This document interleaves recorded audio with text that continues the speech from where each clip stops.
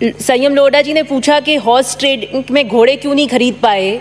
इसलिए नहीं खरीद पाए क्योंकि गधे ज़्यादा इंटेलिजेंट थे। और मैं और मंत्री जी उसमें इसके पक्षधर हैं।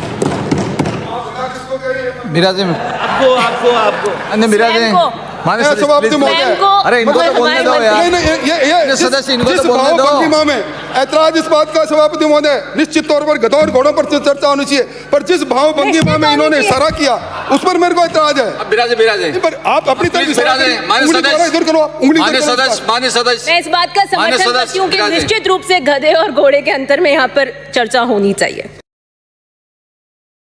अब कौन सा आत्मनिर्भर भारत की ये बात करते हैं जब कोरोना काल के अंदर एक तरफ पूरी तरीके से जब सब कुछ रुका हुआ था, तो अंधेरे के अंदर जो कि स्टेट एग्रीकल्चर स्टेट का भी सब्जेक्ट है, बिना किसी, अभी कह रहे थे किसी से बहस नहीं करी, बिना किसी बहस रातों रात ऐसी कौन सी आपदा, ऐसी कौन सी इमरजेंसी थी कि रातों रात ये तीन कानून लेकर आकर वो जिसने कृषि के सेक्टर में कोरोना काल में भी किसान ने भारत को आत्मनिर्भर बनाया, दूसरी तरफ आप तीन काले कानून लाकर उसको आत्मनिर्भर बनाने से पूरे भारत को तोड़ने के लिए दो पूंजीपतियों को, सिर्फ पूंजीपतियों को आत्मनिर्भर बनाने के लिए आप काम कर रहे थे। ये विरोधाभासी आपका चाल चरित्र चेहरा पूरे हिंदुस्तान ने देखा।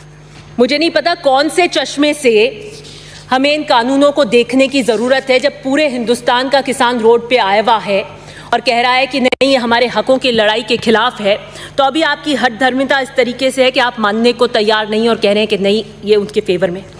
और हमने मांग करी कि विशेष आपदा पैकेज किसानों के लिए इसके अंदर भारत सरकार दे, जिसको आपने नहीं दिया। आप कहते हैं खाने के दांत दिखाने के और हाथी के और खाने के कुछ और, वो आपके बार बार दिखते हैं। किसानों के प्रति आप कितना गंभीर हैं, क्या सोचते हैं, ये बार बार हमें देखने को मिलता है। आधी मध्य रात्रि को किसान की पीड़ा के आंसू जब 2:30 बजे बाहर निकले तो पूरे भारतवर्ष के स्वाभिमान का प्रतीक और संघर्ष का प्रतीक बन गए।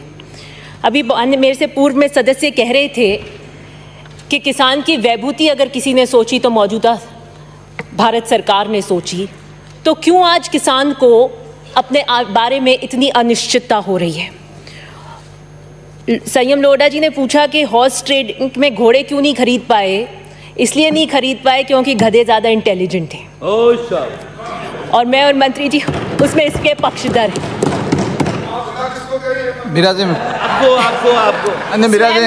माननीय सभापति महोदय, अरे इनको तो बोलने दो यार। सदस्य इनको तो बोलने दो। में ऐतराज इस बात का सभापति महोदय, निश्चित तौर पर गधों और घोड़ों पर चर्चा होनी चाहिए, पर जिस भाव भंगिमा में इन्होंने इशारा किया उस पर मेरे को ऐतराज है। बिराजे पर आप अपनी तरफ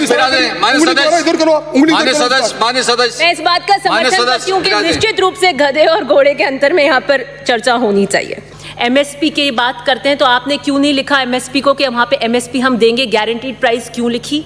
किस तरीके से काले कानून आप लेकर आए हैं, आधी रात को लेकर आए हैं, बिना डिस्कशन के लेकर आए हैं, कोरोना में लेकर आए हैं। ये आपका चेहरा सबने देखा, किसान के प्रति आप कितने हितैषी हैं ये आपने सबने देखा। मैं आपसे बस इतना ही कहना चाहूँगी कि सदन में किसी को रुखसती में आप अश्कबार आंखों से रुखसती देते हैं, तो वो 260 के करीब जो किसान जो संघर्ष करते हुए जो चले गए, उनकी संवेदना में आप एक वक्त नहीं कह सकते। बजट के आंकड़ों में, आंकड़ों के फेर में आप उलझाना चाहते हैं, उत्पादन कितना हुआ कितना नहीं हुआ उसमें उलझाना चाहते हैं। कृपया कुछ न करें तो कम से कम उन संवेदनाओं के लिए 2 शब्द कहें। धन्यवाद।